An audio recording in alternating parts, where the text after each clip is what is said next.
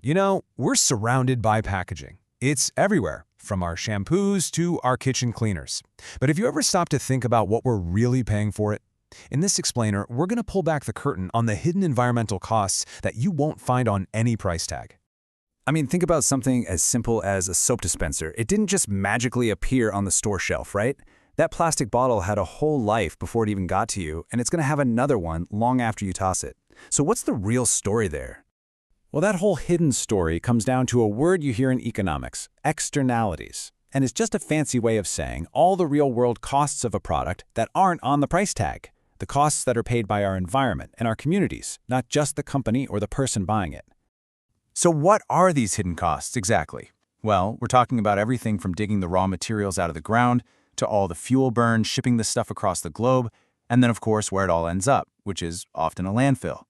These are the kinds of costs that companies, their investors, and even governments are finally being forced to really look at.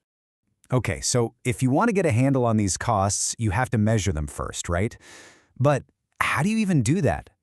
For it to work, everyone, from huge multinational corporations to the folks investing in them, needs to be speaking the same language. They need to be playing from the same rulebook. And that's where this group comes in, the Sustainability Accounting Standards Board, or SASB for short. Now, they're part of the IFRS Foundation, and they're the ones writing that rulebook. They create these super detailed, industry-specific standards, so when a company reports on sustainability, the information is actually consistent, comparable, and, reliable. So what's actually in one of these standards? Well, it's not some vague guideline. It's a really clear, three-part framework.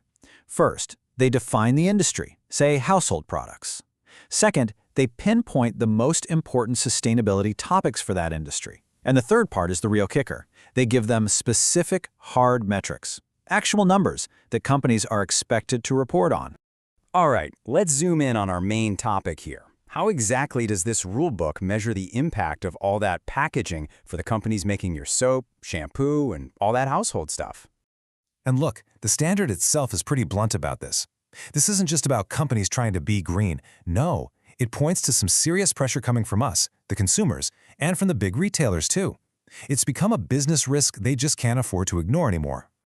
So it all boils down to three key numbers. First up, total weight.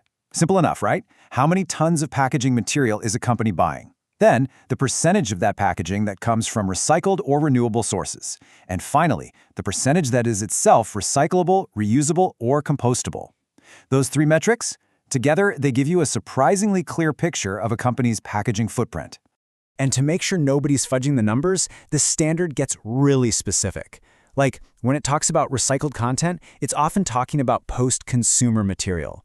And that definition is so important. It means stuff that we, the people at home, have actually used and thrown away, not just some leftover scraps from a factory floor. That's a much tougher standard to meet. But as important as packaging is, it's really just one piece of a much bigger puzzle. The SASB standard for this industry looks at a whole lot more. This framework actually asks companies to be transparent about a bunch of other big issues. For instance, how much water are they using? Are the chemicals in their products safe? What about the risks deep in their supply chains for things like palm oil? It's really trying to capture the total impact, the whole picture. Okay, so we've got all these standards, all these numbers.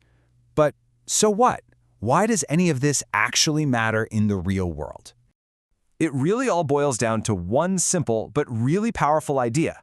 Better data leads to better decisions. It's as true for sustainability as it is for anything else. And who benefits from all this? Well, pretty much everyone. Investors can see risks on the horizon, like new plastic taxes. The companies themselves can find ways to cut costs and honestly make their brand look better. And for us, it gives us the power to see who's actually walking the walk so we can spend our money on brands that align with our values. So this entire system was built just to uncover the costs hiding inside something as ordinary as a plastic bottle. It really makes you think, doesn't it? As you go about your day, what other hidden costs are out there, all around us, just waiting for someone to start measuring them?